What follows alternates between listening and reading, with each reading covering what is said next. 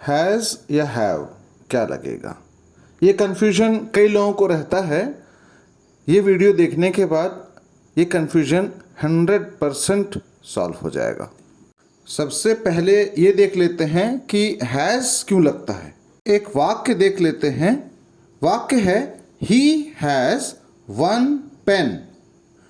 उसके पास एक पेन है। तो किसी के पास कुछ चीज है ये बताने के लिए हम हैज़ लगाते हैं।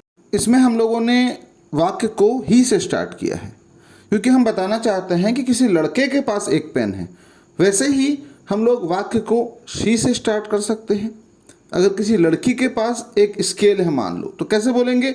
शी हैज़ वन स्केल, है ना। उसके पास एक स्केल है। तो यहाँ भी हैज़ जो है ये बताता है कि उसके पास स्केल है। वैसे ही हम लोग वाक्य को इट से स्टार्ट कर सकते हैं। It has one tail. उसकी एक पूंछ है। क्यों? क्योंकि इट जो है वो जंतु जानवर के लिए इस्तेमाल होता है। तो अगर ये बताना है किसी के पास एक टेल है तो हम बोल सकते हैं कि इट हैज़ वन टेल। उसके बाद हम लोग किसी के नाम से भी स्टार्ट कर सकते हैं, तभी भी हैज़ लगता है। Sachin has one bat. Sachin के पास एक बैट है। तो होना दर्शाने के लिए हम लोग हैज़ का इस्तेमाल किए। तो किससे किससे स्टार्ट किया हम लोगों ने? ही, शी, इट और किसी के नाम से। तो यहीं पर यह ट्रिक छुपा हुआ है कि हैज़ जो लगता है जब कोई भी वाक्य ही, शी, इट या किसी के नाम से स्टार्ट होता है तभी हम हैज़ लगाते हैं। इनमें हैव नहीं लगता है। और किस प्रकार का वाक्य था कि कोई चीज किसी के पास होना। जब कोई चीज किसी के पास होता है और हम बताना चाहते हैं कि ये उसके पास में है, तब हम लोगों ने हैज़ लगाया। एक और प्रकार का सेंटेंस है जहां पर हैज़ लगता है ही, शी, इट नाउन के साथ में। वाक्य देख लेते हैं।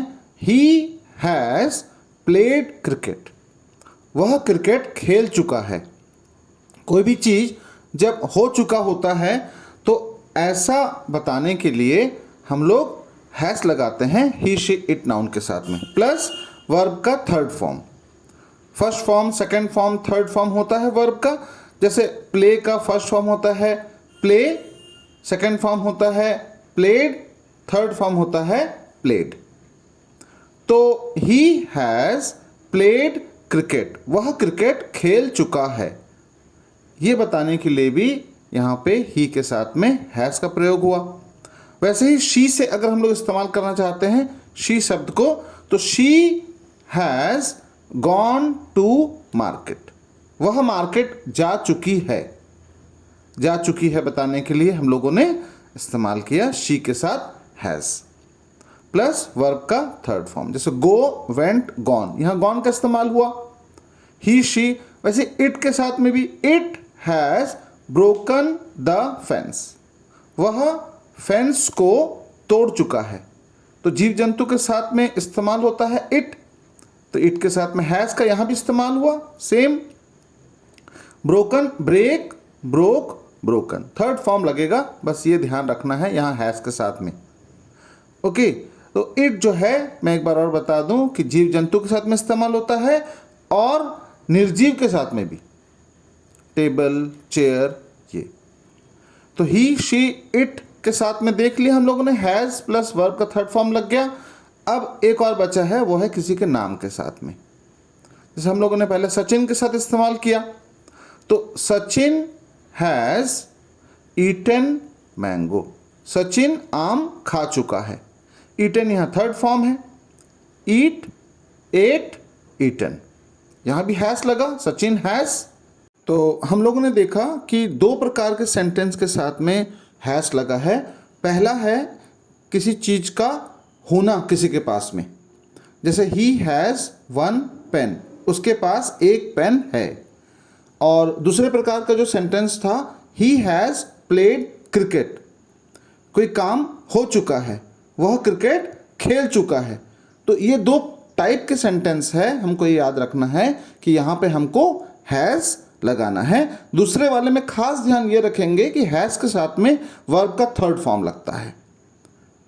ओके, अब हम लोग ये देखेंगे हैव का प्रयोग कैसे किया जाता है, मतलब यूज ऑफ हैव। जब कोई भी वाक्य आई, वी, यू, दे या बहुवचन मतलब प्लूरल से स्टार्ट होता है, तब हम लोग हैव का प्रयोग करते हैं। पहला एग्जाम्पल है आई हैव वन बाईसाइकिल, मेरे पास एक साइकिल है। यहाँ आई के साथ में हैव लगा, हैज़ नहीं लगा। आई के साथ दूसरे टाइप का जो वाक्य है जिसमें वर्ब का थर्ड फॉर्म लगता है, वो एग्जाम्पल देख लेते हैं। आई हैव ईटन ब्रेड, मैं ब्रेड खा चुका हूँ।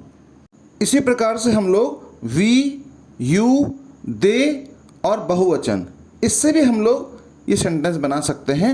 बहुवचन के एग्जाम्पल देखते हैं। बहुवचन मतलब जैसे बॉय एक वचन है तो बॉयज़ बहुवचन है, तो बॉयज़ से बनाते हैं बॉयज़ हैव मेनी बुक्स, लड़कों के पास बहुत सारी किताबें हैं। अब बॉयज़ से हम लोग दूसरे टाइप का सेंटेंस देख लेते हैं जिसमें वर्ब का थर्ड फॉर्म लगता है, तो बॉयज़ हैव प्लेड क्रिकेट, लड़के क्रिकेट खेल चुके हैं।